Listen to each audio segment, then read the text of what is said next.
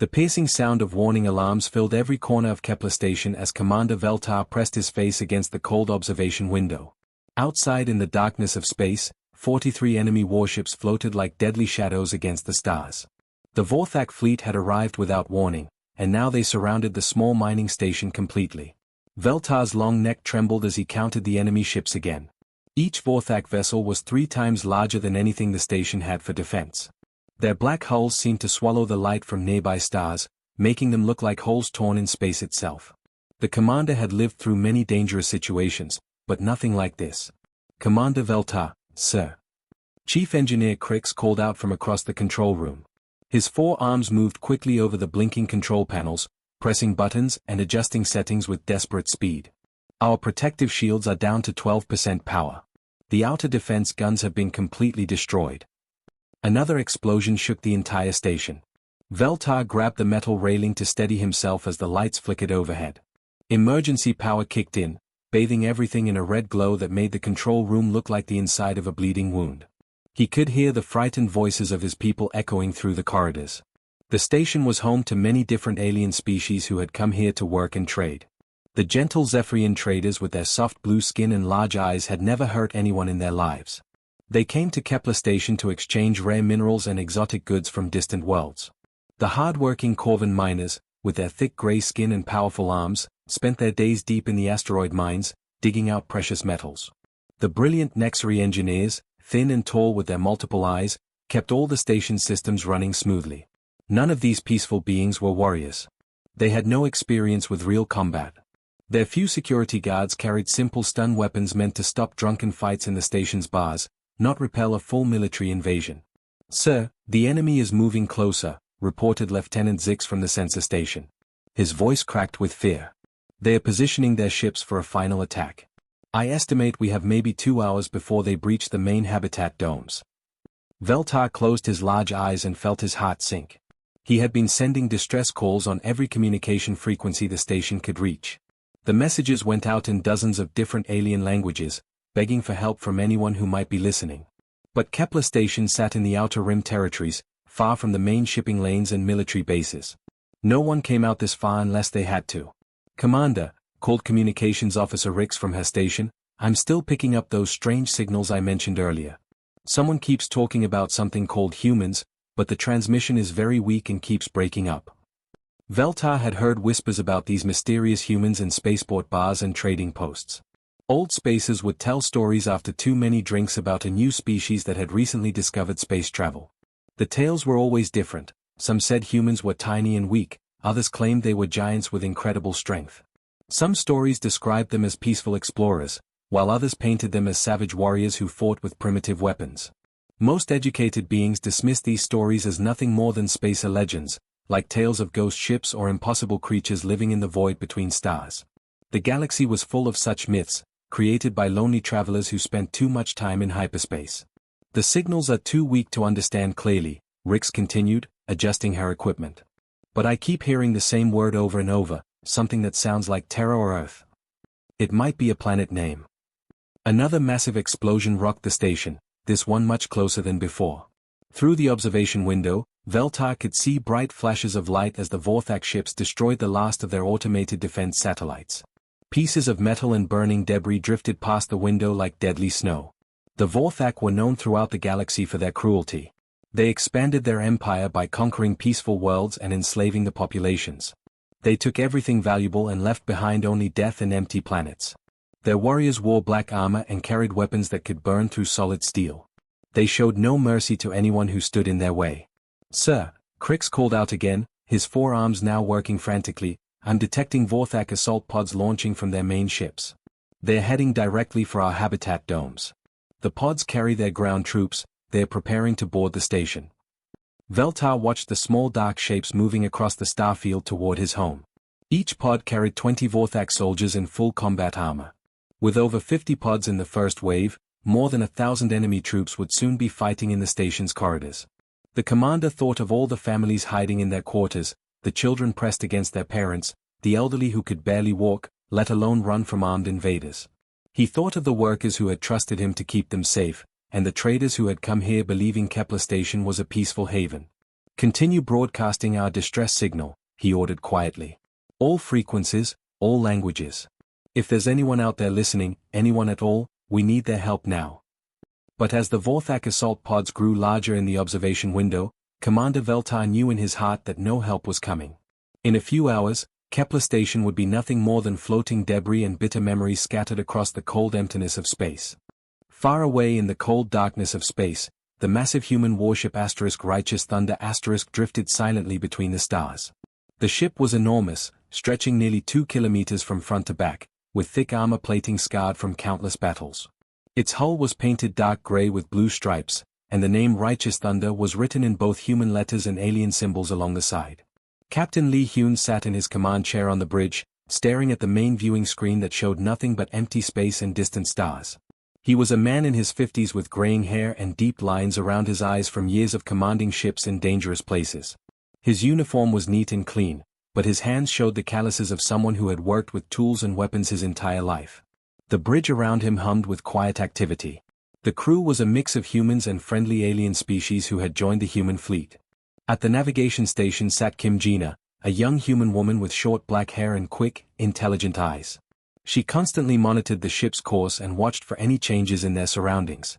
"Captain," called out communications officer on Kyuhyun from his station, "I'm picking up a very weak distress signal. It's coming from far away, maybe 3 days travel at our best speed." Captain Lee turned his attention to the young officer. Kyuhyun was new to the crew, barely 25 years old, but he had excellent hearing and could detect signals that others might miss. His equipment was some of the best in the human fleet, able to pick up messages from incredible distances. "Put it on the main speakers," Lee ordered. The bridge fell silent as a crackling, broken voice filled the air. The signal was so weak that they could only catch a few words at a time. "Under attack. Vorthak fleet, 40 ships, need help, anyone listening, please." Navigation officer Kim Jina quickly began working at her station, her fingers dancing over the controls as she tried to locate the source of the signal. "Captain, I'm tracking the transmission. It's coming from Kepler Station in the Outer Rim territories." Lieutenant Commander Park Do-yoon, the ship's second-in-command, stepped forward. He was a tall, serious man who always thought carefully before speaking. "Sir, our long-range sensors are detecting massive energy signatures in that area. The readings suggest a large fleet presence." "How large?" Captain Lee asked. Park studied his display screen carefully. "At least 40 vessels, sir. All showing Vorthak energy patterns. This appears to be a major invasion force." The bridge crew exchanged worried glances. Everyone knew about the Vorthak and their reputation for destroying peaceful settlements. They were one of the most feared military powers in this part of the galaxy, known for their advanced weapons and their complete lack of mercy toward civilians. "Sir," Kim Jina said quietly, "even if we leave right now and push our engines to maximum power, it will take us 3 full days to reach Kepler Station. By that time." She didn't need to finish the sentence. Everyone understood what she meant. In 3 days, there would be nothing left of the station or its people. The Vorthak never left survivors when they attacked a target. Captain Lee stood up from his command chair and walked to the main viewing screen. He stared out at the stars for a long moment, thinking about the frightened voices they had heard in that distress signal. Somewhere out there, innocent people were about to die, and his ship was the only one close enough to possibly help them. The silence on the bridge stretched on. The crew waited for their captain to make a decision. Some of them were thinking about their families back on Earth. Others were calculating the odds of survival if they went up against 40 enemy warships with just one human vessel. "Captain," said the ship's artificial intelligence system, its voice coming from speakers around the bridge, "I have completed a tactical analysis of the situation. Based on the number of enemy vessels and their known capabilities, our probability of mission success is only 2.3%. More silence. The ice-cold calculation hung in the air like a death sentence. 2.3% meant almost certain destruction for everyone aboard the Righteous Thunder star. But Captain Lee had heard something else in that distress signal, something the AI couldn't measure with numbers and calculations. He had heard the fear of parents trying to protect their children, the desperation of people who had nowhere else to turn, the final hope of beings who were about to die alone in the darkness of space. "Signal the engine room," Captain Lee said finally, his voice steady and determined. "Tell Chief Engineer Song Minho that I need every bit of power she can give me. We're going to answer that call." Lieutenant Commander Park stepped closer to his captain. "Sir, with respect, the odds are terrible. We're talking about one ship against an entire invasion fleet. This could be a suicide mission. Captain Lee turned to face his crew. His weathered face was calm, but his eyes burned with the kind of determination that had made humans famous throughout the galaxy. In the history of our species, we have never abandoned someone who called for help. We don't leave people to die alone in the dark. That's not who we are. He looked around the bridge at each member of his crew. I won't order anyone to follow me on this mission. Anyone who wants to transfer to an escape pod can do so now, and I'll make sure they get home safely. Not a single person moved. The crew of the Righteous Thunder had served with Captain Lee for years. They knew what kind of man he was, and they trusted him completely. Then we'd better make those odds count, Lee said with a slight smile. The space around Kepler Station suddenly filled with blinding light as the Righteous Thunder tore through the fabric of hyperspace and emerged into normal reality. The massive human warship appeared like a metal giant awakening from sleep, its dark hull covered with scars and dents from hundreds of previous battles. Steam and glowing particles swirled around the ship as its engines cooled from the incredible journey across the galaxy. On the command deck of the largest Vorthak vessel, Fleet Admiral Krex stared at his tactical display screen with disbelief. The alien commander was nearly 3 meters tall, with thick black armor covering his insect-like body. His 4 arms ended in sharp claws, and his head was dominated by large compound eyes and clicking mandibles that showed his emotions. What is this? Krex demanded, pointing one clawed hand at the screen. One ship? A single vessel dares to challenge my entire fleet.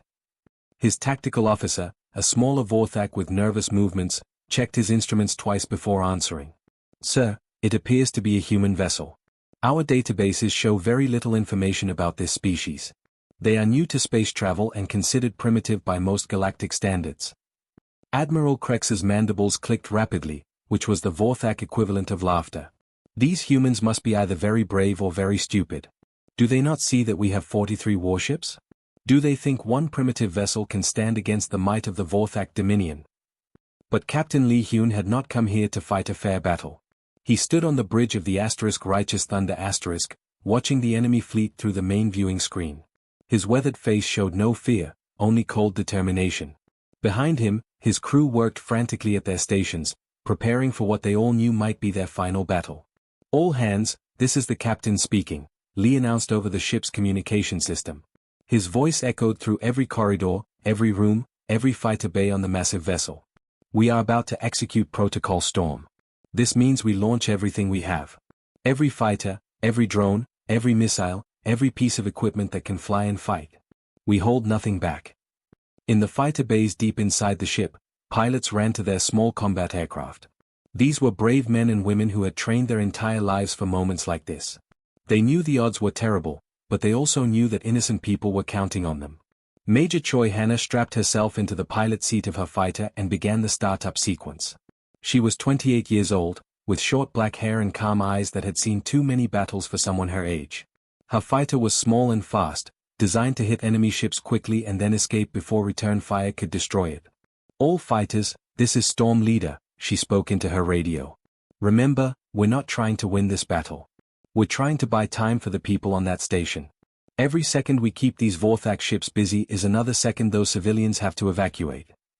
The Righteous Thunder began moving toward the enemy fleet, not slowly and carefully like most warships, but at full speed like a meteor screaming through space.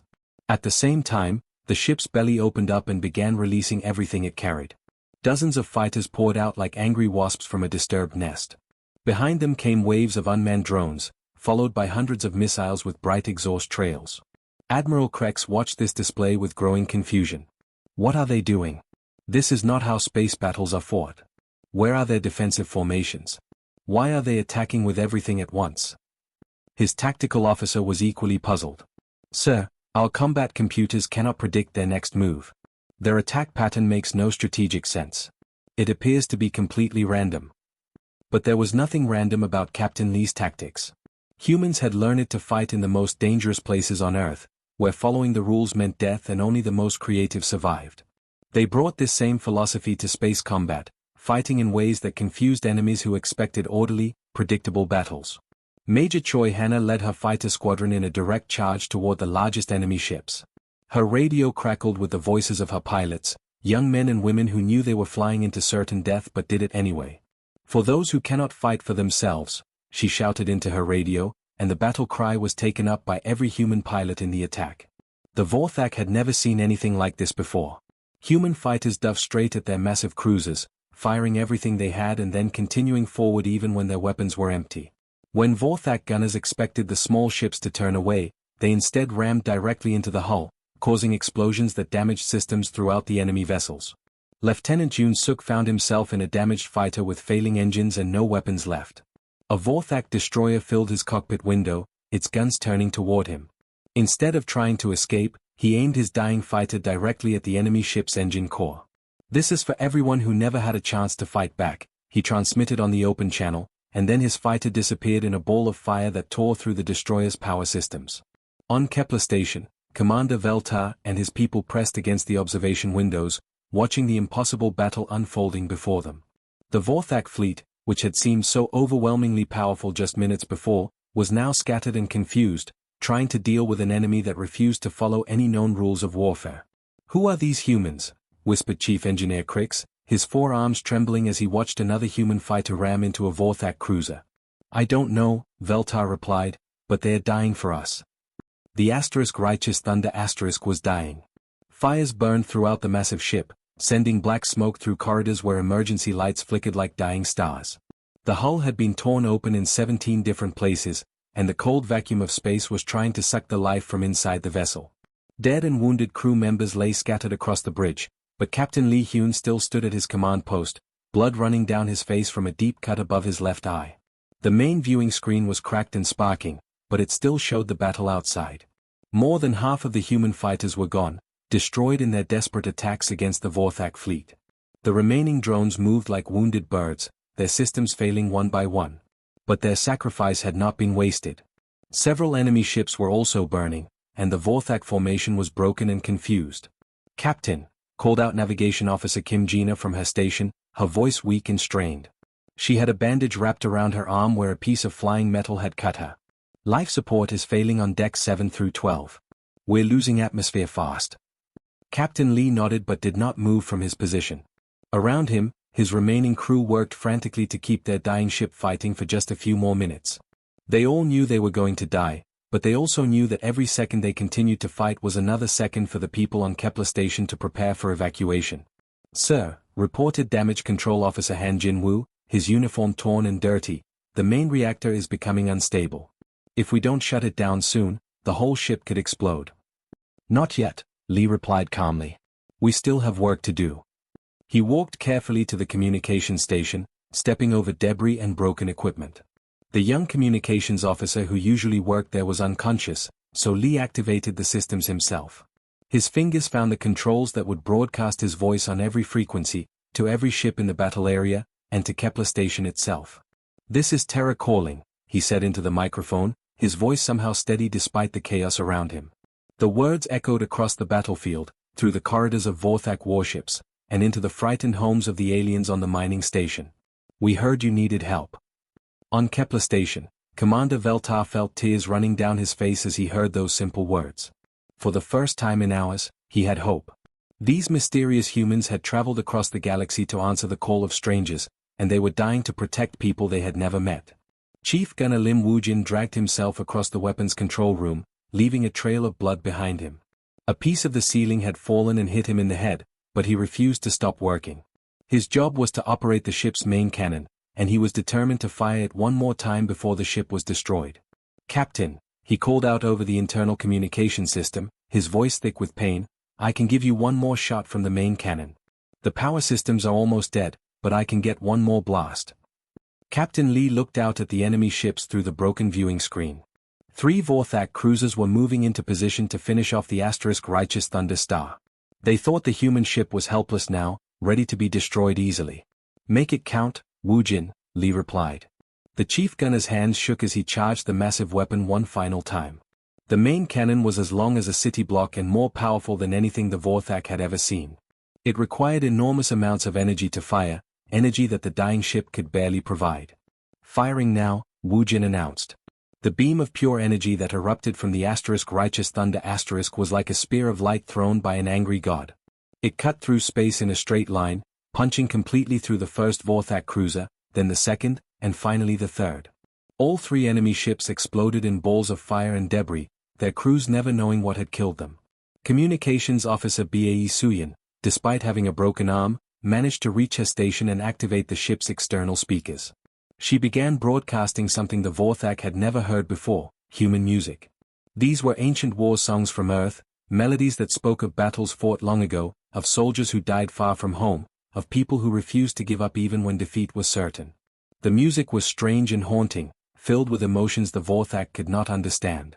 It spoke of sacrifice, of fighting not for conquest or glory, but simply because it was the right thing to do.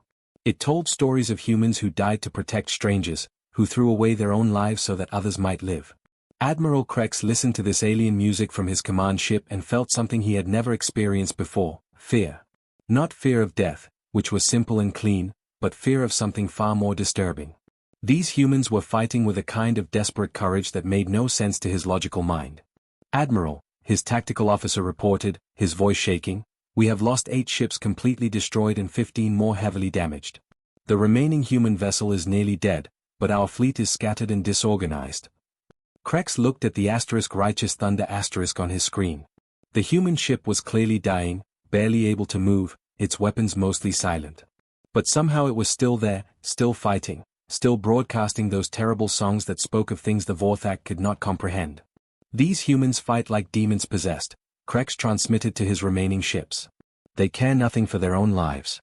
They throw themselves at death as if it were a friend. We will withdraw and report this to High Command. We need to understand these creatures better before we face them again." The Vorthak fleet began to move away from Kepler Station, leaving behind the wreckage of their damaged ships and the still-burning hull of the Righteous Thunder star. They had won the battle in terms of numbers, but they had lost something far more important: their certainty that the galaxy belonged to the strong and the ruthless. 6 months had passed since the terrible battle at Kepler Station, and the story had spread to every corner of the galaxy like wildfire. In countless alien languages, on hundreds of different worlds, beings told the tale of the humans who came from nowhere to save strangers they had never met. The Great Assembly Hall of the Galactic Council was packed with representatives from dozens of species. The massive domed building could hold 10,000 beings, and every seat was filled. Reporters from news services across the galaxy pointed their recording devices at the speaking platform, where Commander Veltar stood nervously adjusting his formal robes. Veltar was no longer the frightened station commander who had watched helplessly as enemy ships surrounded his home. The events at Kepler Station had made him famous throughout the galaxy, and now he served as an official ambassador for his people. But despite his new important position, his hand still shook slightly as he looked out at the enormous crowd waiting to hear his words. "Honored delegates of the Galactic Council," Veltar began, his voice carrying clearly through the advanced sound system to every corner of the hall. "6 months ago, my people faced certain death. 43 Vorthak warships surrounded our small mining station. We had no military forces, no powerful weapons, no hope of survival." The hall was completely silent. Even though many of the delegates had heard this story before, they listened with complete attention. Some leaned forward in their seats, their various alien features showing intense interest. "We sent distress calls on every frequency we could reach," Veltar continued. "We begged for help from anyone who might be listening. But we knew that no one would come. Our station was too far away, too unimportant. Who would risk their lives for a group of miners and traders they had never met?" In the audience, Ambassador Jung Mina sat in the special section reserved for human representatives. She was a small woman with intelligent eyes and graying hair, chosen to represent humanity in its first formal contacts with the galactic community. As she listened to Veltar speak, she felt proud of what her species had accomplished, but also sad for all the brave humans who had died to make this moment possible. "Then something impossible happened," Veltar said, his voice growing stronger.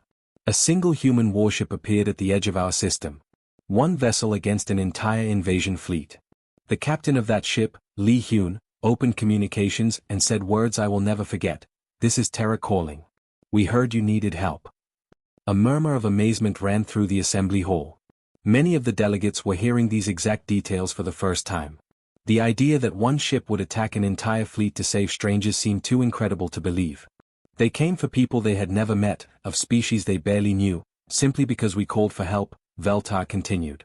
"Captain Lee Hyun and his crew asked for nothing in return. They expected no payment, no reward, no recognition. They simply heard our distress and answered. The commander paused and looked directly at Ambassador Jung Mina in the audience. These humans fought with a courage I have never seen before. They threw their fighters against ships 10 times larger. They rammed their damaged vessels into enemy cruisers. They sang strange songs about sacrifice and honor as they died to protect us. Back on Earth, in the Great Assembly Hall of the United Nations, President Han Dane watched the broadcast from the Galactic Council on a large screen. She was a woman in her 60s with silver hair and the bearing of someone who had spent her life in public service. Around her sat the leaders of every nation on Earth, all watching as humanity's story was told to the galaxy. The battle lasted only a few hours, Veltar said, but in that time, the humans changed everything. They showed the galaxy that there were beings who would fight not for conquest or profit, but simply because it was right. They proved that the strong could protect the weak without asking for anything in return. President Han Dane stood up and walked to the podium in the UN Assembly Hall. The room fell silent as she prepared to address not only the people of Earth, but also the billions of alien beings who were watching the broadcast across the galaxy. Today, humanity takes its first official steps among the stars, she said, her voice calm but filled with determination. We go not as conquerors seeking new worlds to rule. We go not as traders looking only for profit. We go as guardians, ready to protect those who cannot protect themselves.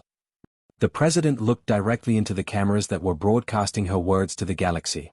Let it be known throughout the stars that if you are in danger, if you are threatened by those who would harm the innocent, you can call upon Terra. We will hear you, and we will come. The story of Kepler Station spread faster than anyone had expected. On worlds threatened by pirates and aggressive empires, communications officers began sending simple messages into space. Terra calling. We need help. These messages were sent in basic human language, learned from the recordings of Captain Lee's final broadcast. And incredibly, impossibly, help would come. Human ships would appear from hyperspace, scarred and battle-tested, carrying crews ready to fight and die for people they had never met. The galaxy began to understand that something new had entered their community, a species that measured victory not by what they conquered, but by what they protected.